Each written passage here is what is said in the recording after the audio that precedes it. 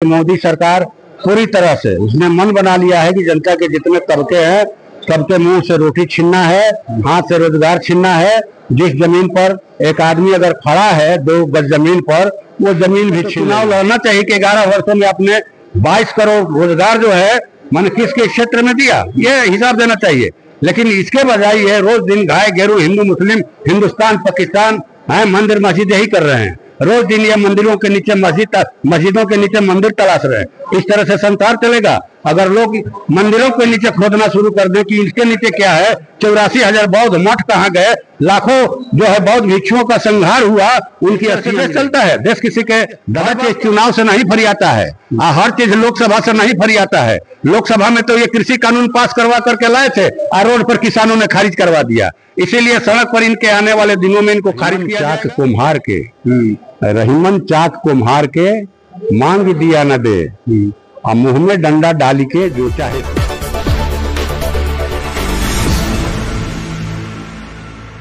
नमस्कार, नवजागरण लाइव में आपका स्वागत है। अभी हम दिल्ली के ताल कटोरा इंडोर स्टेडियम में हैं और हमारे साथ हैं लोकसभा सांसद सुदामा प्रसाद जी।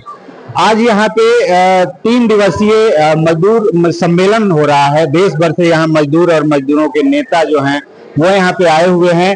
तो इस अवसर पे हम जानेंगे सर से कि क्या खास आयोजन का मकसद है ये। देखिए, जब देश में कोरोना या दुनिया में, तो कोरोना काल में 3 बार मोदी सरकार ने लॉकडाउन लगाया और लॉकडाउन में लोगों को, पूरे देश को घरों में बंद करके इन लोगों ने अंधाधुंध जन विरोधी नीतियों को कहा जाके अमली जामा पहनाया। जिसमें पहला जो है 3 कृषि कानून लाए इन लोगों ने कि हम किसानों की समृद्धि के लाए हैं। दरअसल वो कानून जो थे देश के अनाज के उत्पादन, उसके भंडारण और वितरण पर कॉरपोरेटों को कब्जा दिलाने के लिए, और मोटे तौर पर कहिए तो किसानों के हाथ से खेती और जमीन छीनने के लिए लाए गए। इसे देश के किसानों, खास करके हरियाणा पंजाब के किसानों ने समझा और दिल्ली के अंदर मोर्चा लगाया। 1 साल 13 दिनों तक वो आंदोलन चला माने जनतांत्रिक तरीके से, और 750 किसानों की शहादत के बाद वो तीनों कृषि कानून मोदी सरकार को सस्पेंड करना पड़ा। उसी दरमियान जो सदियों के आंदोलन की बदौलत, शहादत के बदौलत देश के मजदूरों ने जो 54 श्रम कानून हासिल किए थे मजदूर हितों की रक्षा के लिए, उनकी मजबूती के लिए, उनके विस्तार के लिए, उन कानूनों को खत्म करके उनके अधिकारों को सीमित करने के लिए, उनके जीवन स्तर को और ज्यादा नीचे गिराने के लिए 4 श्रम कोड लाए। और आज स्थिति यह है कि अस्थायी नौकरियां बंद हैं, चाहे सार्वजनिक क्षेत्र के कारखाने हों या प्राइवेट कारखाने हों। मजदूरों को ठेके पर बहाल किया जा रहा है और वहां उनको यूनियन बनाने का अधिकार नहीं है, उनको अपनी मांगों को मनवाने के लिए हड़ताल करने का अधिकार नहीं है, जुलूस प्रदर्शन करने का अधिकार नहीं है। कोई कहा जाए कि मोदी सरकार पूरी तरह से उसने मन बना लिया है कि जनता के जितने तबके हैं सबके मुंह से रोटी छीनना है, हाथ से रोजगार छीनना है। जिस जमीन पर एक आदमी अगर खड़ा है 2 गज जमीन पर, वो जमीन भी छीन लेना है। लेकिन इन्हें पता नहीं है कि देश की जनता जो है वो जाग चुकी है और इनका कयामत का दिन आने वाला है। ये जहां जाएंगे कहीं ये भाग कर नहीं जा सकते। इनको कहीं छुपने के लिए जगह नहीं मिलेगा, न जंगल में मिलेगा, न पहाड़ के खोह में मिलेगा। हर जगह जनता इनको चहेटेगी और चहेट रही है। ये अगर इस तरह से देश चलता है, लग रहा है कि ये लोग पूरे सृष्टि के विनाश पर आमादा है। लेकिन फिर भी तो लगातार पूरे देश में फैलते जा रहे हैं और शासन इनका बढ़ता जा रहा है। फैलते नहीं जा रहे हैं, कुछ तो मामला है, कुछ तो मामला है। वो मामला क्या है जिसे ईवीएम पर सवाल उठ रहा है, या अभी मैंने हरियाणा के चुनाव में, महाराष्ट्र के चुनाव में, दिल्ली के चुनाव में कि लोगों के नाम काटे गए। जो वास्तविक वोटर हैं उनका नाम काटा गया और फर्जी वोटर जो है मैंने कहा जाके वोटर लिस्ट में शामिल किए गए। तो एक वजह ये भी हो सकती है जिस पर सवाल उठा है, और मैं समझता हूँ कि माननीय सुप्रीम कोर्ट जो है इस पर संज्ञान ले रहा है और वो उचित फैसला देगा।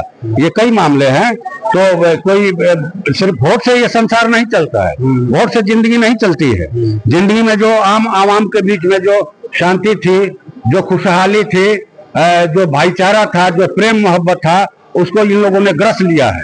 इनको शांति से दुश्मन है, इनको प्रेम मोहब्बत से नफरत है। और इसीलिए देखिएगा कि आए थे तो वायदा करके कि भाई हम हर साल 2 करोड़ रोजगार देंगे। इनको तो चुनाव लड़ना चाहिए कि 11 वर्षों में आपने 22 करोड़ रोजगार जो है मैंने किसके क्षेत्र में दिया, ये हिसाब देना चाहिए। लेकिन इसके बजाय ये रोज दिन गाय गेरू, हिंदू मुस्लिम, हिंदुस्तान पाकिस्तान है, मंदिर मस्जिद यही कर रहे हैं। रोज दिन ये मंदिरों के नीचे मस्जिदों के नीचे मंदिर तलाश रहे हैं। इस तरह से संसार चलेगा। अगर लोग मंदिरों के नीचे खोदना शुरू कर दें कि इसके नीचे क्या है, 84,000 बौद्ध मठ कहाँ गए, लाखों जो है बौद्ध भिक्षुओं का संहार हुआ, उनकी अस्थियां मिलेंगी। ये इस तरह से इस तो जंगल युग में ले जा रहे हैं, जहाँ कोई कानून नहीं रहेगा, कोई संविधान नहीं रहेगा। यही तो चाहते हैं कि मनुस्मृति से देश चले। तो देश की जनता जो है संविधान के सबसे ज्यादा रक्षक हम ही। रक्षक कैसे हैं? रक्षक रखते तो इनके सांसद ये नहीं कहते कि हमको 400 पार इसलिए चाहिए, कर्नाटक के माने अनंत हेगड़े, कि हमको जो है माने देश के संविधान को बदलना है, मनुस्मृति से देश चलाना है। अगर ये रक्षक रहते तो मेरठ में इनके एक भाजपा की नेत्री ने कहा कि ये संविधान ही है जिसकी वजह से दलित लोग, आदिवासी लोग हमारे माथे पर चढ़ गए हैं, ये लोग हमारे पांव की जूती होते थे। ये लोग नहीं कहते। अब कहावत है ना कि रस्सी जल गई ऐठन नहीं जा रही है, तो अभी ऐठन बाकी है, जनता ठीक करेगी। और ये संविधान की ताकत है। देश की जनता ने कहा कि हम मर मिटेंगे, संविधान खत्म नहीं होंगे। ये बाबा साहब अम्बेडकर का संविधान है जिसने हमें वोट का राइट दिया, शिक्षा का राइट दिया, आरक्षण का अधिकार दिया। अगर ये संविधान नहीं रहेगा, अगर वोट खत्म हो जाएगा गरीबों का, दलितों का, आदिवासियों का, गरीब आदमी का, तो फिर कौन आएगा गरीब आदमी के पास? ऐसे तो वोट के बहाने भी आते हैं। इसलिए वोट की ताकत को समझा है देश की जनता ने, और इन्हें 63 सीटें कम दी पिछले चुनाव में। 63 सीट। ये चंद्रबाबू नायडू थे, माननीय नीतीश कुमार जी थे, जिनकी बैसाखी लेकर के ये सरकार चला रहे हैं। लेकिन बैसाखी ज्यादा दिन काम नहीं आएगा। अगर खुद के मन पांव में बल नहीं हो तो बैसाखी से आप तेज नहीं दौड़ सकते हैं। लेकिन हैं ये लोग ढीठ लोग, थेथर लोग हैं।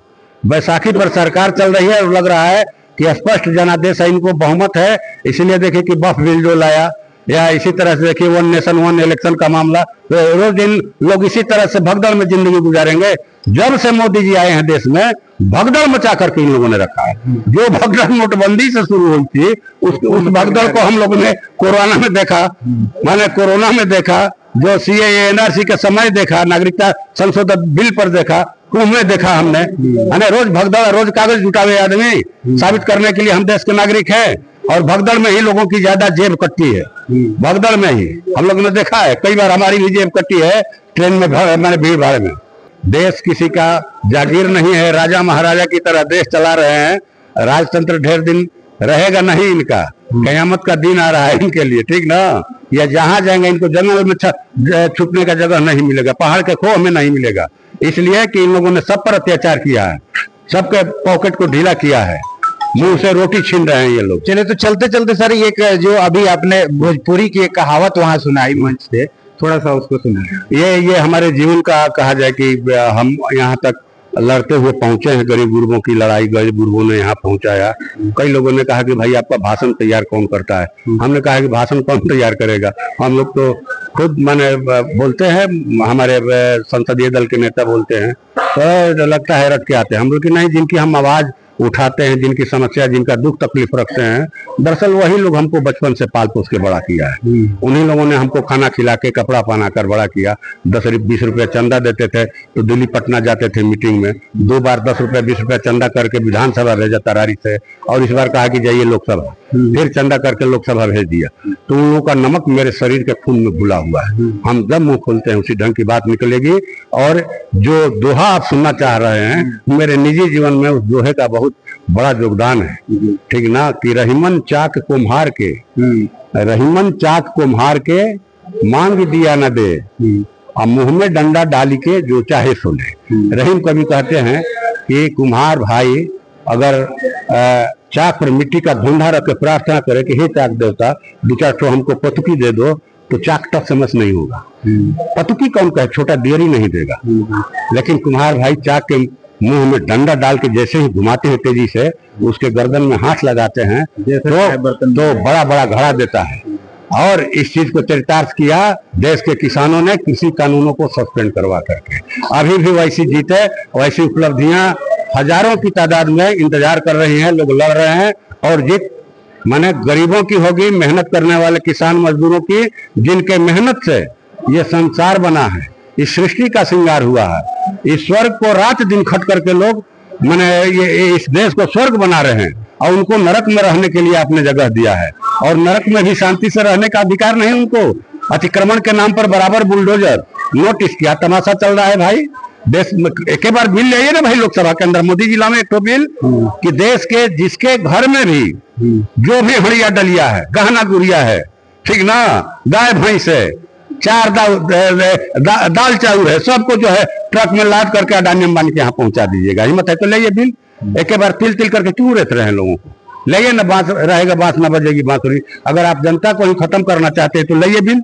माने इस तरह से देश चलता है। देश किसी के दादा बाप का है, निजी जागीर समझ करके चला रहे हैं कि रेलवे अडानी का, तेल गैस अंबानी का। वाह, अभी हम लोगों ने सुना, सोशल मीडिया पर देखा, कितनी सही बात है कि 53 बैंकों का 94,000 करोड़ रुपए का लोन मुकेश अंबानी का, अनिल अंबानी का माँ 450 करोड़ रुपया में। गांव का एक किसान 50,000 का लोन लेगा, नहीं जमा करेगा तो डांड में राशा बांध करके घसीटते हुए ले जाइएगा, अपमानित करते हुए। और 94,000 करोड़ का लोन 450 करोड़ में सेटल हो गया। देश चला रहे हैं आप, है? लेकिन बात तो गरीबों की होती है ना, गरीबों की सरकार है तो गरीब बताएंगे, इनको बता रहे हैं सर, हर चीज चुनाव से नहीं फरियाता है, हर चीज लोकसभा से नहीं फरियाता है। लोकसभा में तो ये कृषि कानून पास करवा करके लाए थे और रोड पर किसानों ने खारिज करवा दिया। इसीलिए सड़क पर इनके आने वाले दिनों में इनको खारिज किया जाएगा। आपका बहुत बहुत धन्यवाद। चलिए, तो ये थे हमारे लोकसभा सांसद सुदामा प्रसाद जी, और आज ये सम्मेलन में यहाँ पे आए हुए हैं, और इन्होंने बताया कि मजदूरों से लेकर जो सहारा तक की जो लड़ाई है उसमें जीत मजदूरों की होगी, आम लोगों की होगी, और ये लड़ाई तब तक जारी रहेगी जब तक इसका निदान नहीं हो पाता। ऐसे मामले में जो भी अपडेट होगा हम बताते रहेंगे। बने रहिए नवजागरण।